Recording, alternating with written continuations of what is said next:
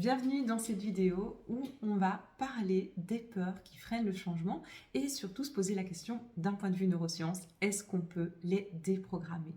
Alors, la première réponse à cette question, c'est oui, ces peurs peuvent être déprogrammées parce que dans notre cerveau, on parle de neuroplasticité, tout est reprogrammable. C'est-à-dire que les neurones ont tendance à s'accrocher les uns aux autres pour former des réseaux et ils sont capables de faire évoluer cette structure, c'est-à-dire de se détacher et de se raccrocher différemment. C'est la neuroplasticité.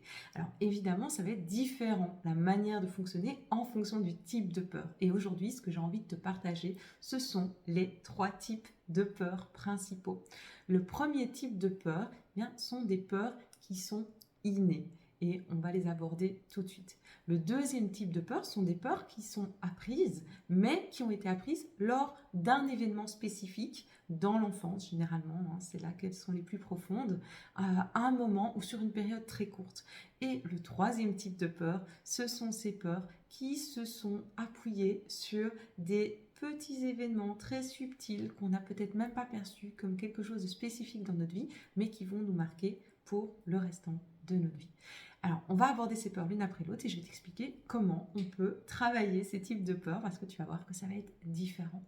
Donc déjà, on va reprendre pour les peurs innées. Les peurs innées, je vais en aborder 2 principalement et je suis sûre que tu vas les reconnaître, soit dans tes accompagnements, soit pour toi-même. Ces peurs innées, elles sont liées à la peur de la perte et la peur de l'échec. Alors la peur de la perte, déjà pour démarrer, de quoi il s'agit? Eh bien, on a toujours peur de perdre quelque chose. Et c'est ce qui nous freine principalement dans le changement.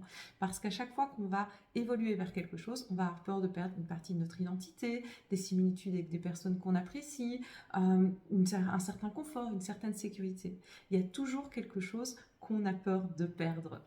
La deuxième chose, la deuxième peur, c'est la peur de l'échec. Et cette peur de l'échec, en fait, dans notre cerveau, elle se marque très fortement parce que quand on estime qu'on est en échec, notre cerveau, il y a une petite zone qui s'appelle l'abénoula et qui va agir de manière punitive. C'est-à-dire que ça va couper le flux de 2 hormones qu'on apprécie.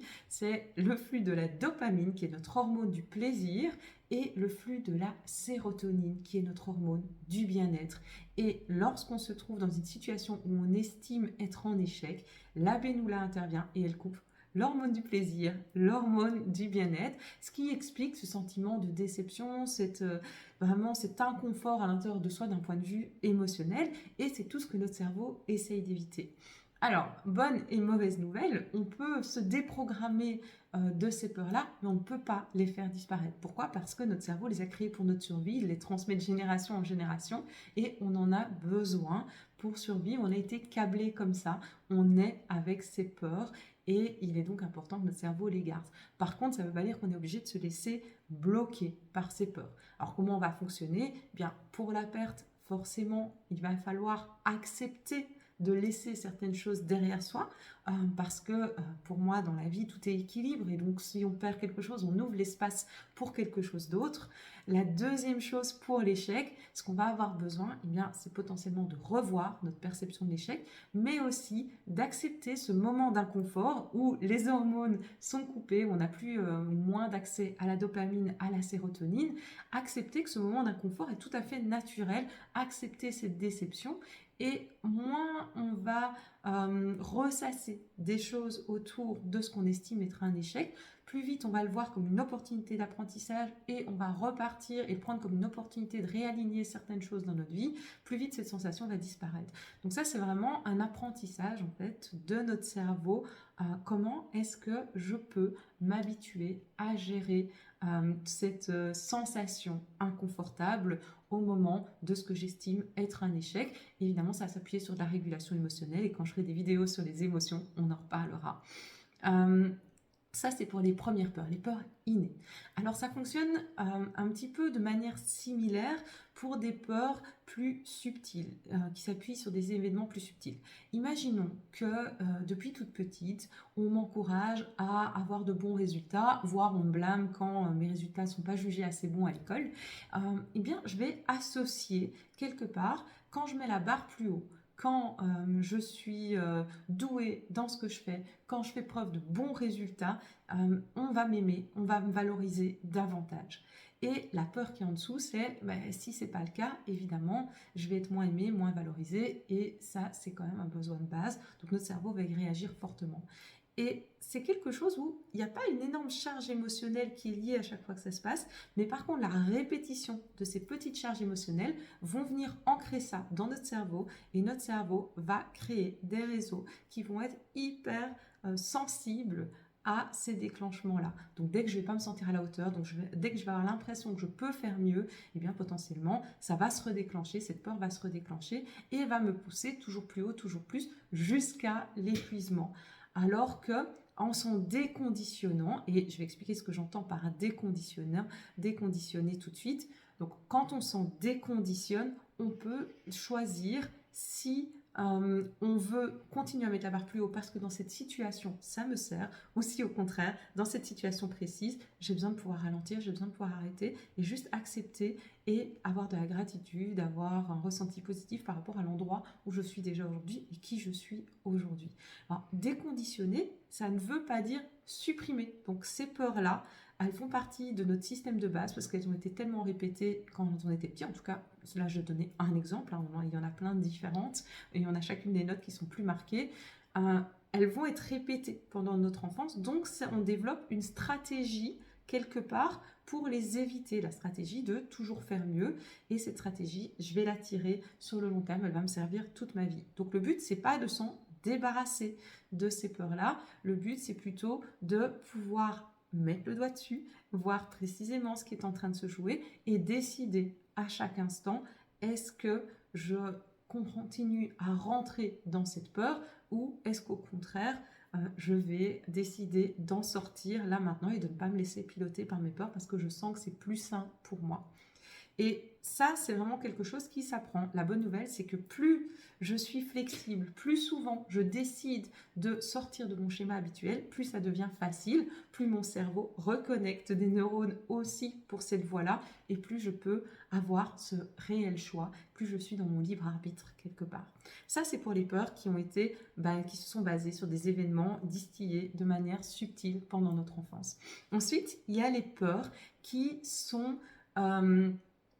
crée sur un événement spécifique, ou en tout cas sur une série d'événements sur une période de temps très limitée, mais où la charge émotionnelle est très forte. Imaginons, j'ai une petite sœur, elle manque de se noyer dans une piscine quand je suis petite, et j'étais justement super attentive à ce moment-là, et je l'ai vue, et c'est grâce à moi qu'on l'a sortie de la piscine à temps.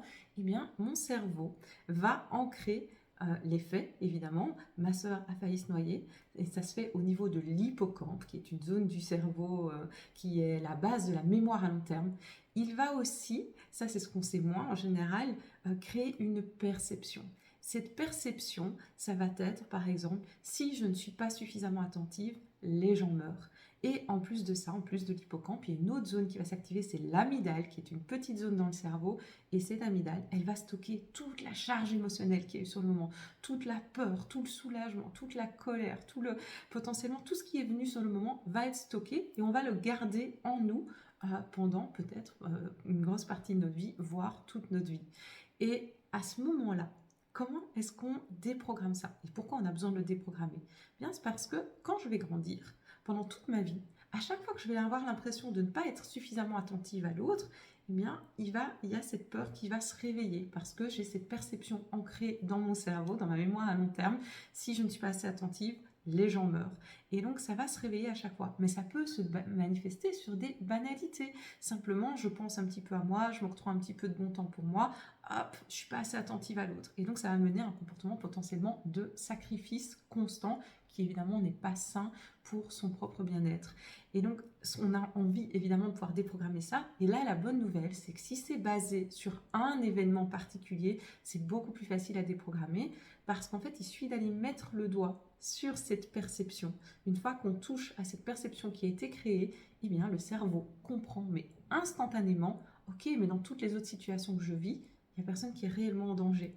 Et donc, il lâche quelque part cette peur, il va la libérer et en une fraction de seconde, il va y avoir un soulagement dans le corps, il va y avoir quelque chose qui va se libérer et ça va être beaucoup plus facile de se consacrer du temps, de sortir de schéma, à devoir être tout le temps attentif aux autres. Donc ça, c'est vraiment quelque chose qui est beaucoup plus simple. Et évidemment, le but, c'est de pouvoir aller chercher cette perception le plus rapidement possible. Et c'est là qu'intervient, et j'ai envie de te parler du coaching neuro-identitaire, qui est vraiment l'approche de base de l'école de coaching neuro-identitaire. C'est une approche que j'ai créée sur base des neurosciences et dont le but est vraiment d'aller chercher, dès la première séance, en fait, la peur, la perception profonde, pour pouvoir la libérer si c'est quelque chose qui a été créé en une fois, ou si c'est quelque chose qui a été créé de manière plus subtile, ou dans les cas de peur innée, eh bien, ça va nous permettre d'aller mettre le doigt dessus, et ensuite l'approche permet d'aller déconditionner progressivement et de savoir exactement comment s'y prendre pour, dans le cerveau, recréer cette déconnexion, ce déconditionnement progressif, en sachant qu'on peut toujours utiliser les stratégies qu'on avait avant, mais simplement on est beaucoup plus libre, beaucoup plus dans notre libre arbitre, et on peut choisir ce qui convient le mieux. Voilà, j'espère que cette vidéo t'a apporté de la valeur et des compréhensions sur la manière dont notre cerveau fonctionne dans ses résistances au changement et dans ses fameuses peurs. Si tu veux en savoir plus sur les formations de l'école de coaching neuro-identitaire, n'hésite pas à aller voir sur le site qui s'affiche ici. Et n'hésite pas surtout à nous suivre sur les réseaux sociaux, sur Facebook via la page l'école de coaching neuro-identitaire ou sur Insta avec coaching neuro-identitaire. Je te retrouve là-bas pour plein de contenus à partager et vraiment des astuces de manière pratico-pratique également sur notre cerveau et sur l'accompagnement en général. On se retrouve bientôt.